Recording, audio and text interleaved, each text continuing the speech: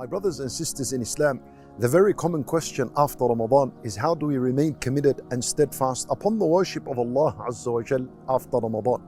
But you know, the reality is that this wasn't a question that as-Sahaba, the companions, would ask Nabi sallallahu alayhi wasallam.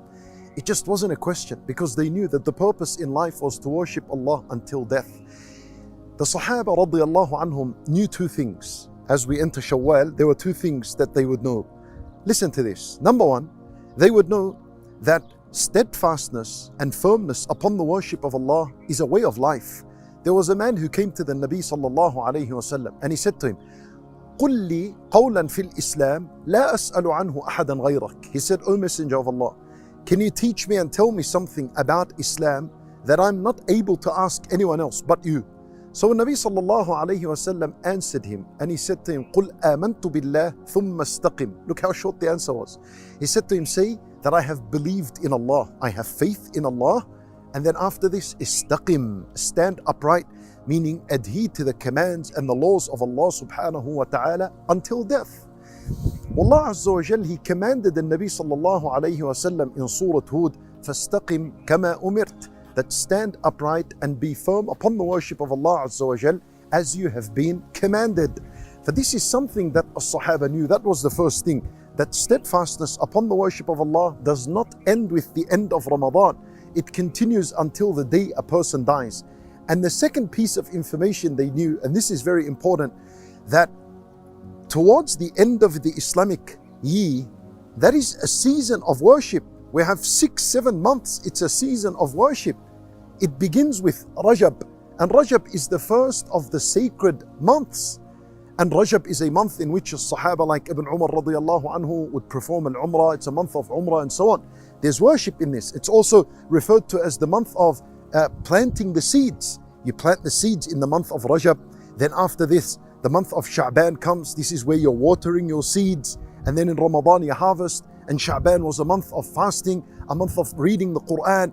It's a month of preparation for Ramadan. Whatever you're going to do in Ramadan of worship, you do it in Sha'ban.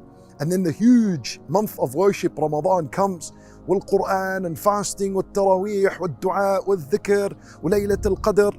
Then Ramadan finishes. Nothing finished yet. The season of worship is still with us. Then Shawwal comes, and the first of its days is the day of Al-Eid. And then we have 6 days to fast of Shawwal. And then Shawwal is the start of the months of Hajj. Allah Azza wa Jal, He says, Al-Hajju ashhurun ma'lumat, that Al-Hajj is known months. And the months of Hajj are Shawwal, Dhul Qa'dah, which is the month after, and the first 10 days of Dhul Hijjah. So this is a month in which the Hujjaj, those who are going to do Hajj, begin to prepare from now. They pack their bags up. Allah Azza wa Jal, He said, فَإِنَّ خَيْرَ الزَّادِ التَّقْوَى. The best thing to pack up is at-taqwa.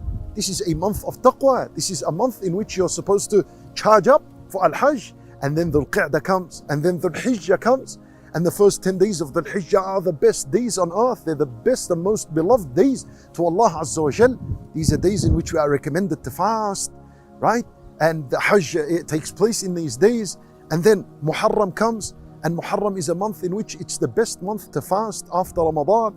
And there is Yawm Ashura in that month. So we are still in this season of worship. This is what the Sahaba knew. So there is no time to be lazy and time to ease back. Yes, of course, your worship after Ramadan is not going to be like Ramadan. However, keep what you did in Ramadan, at least something going. Some night prayer, some fasting, some dhikr, or dua, or salat, and so on. You keep this going. And of course, being firm and steadfast upon your obligations. We ask Allah subhanahu wa ta'ala to forgive us.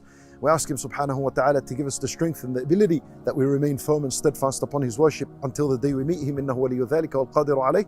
وصلى الله وسلم وبارك على نبينا محمد وعلى آله وصحبه أجمعين.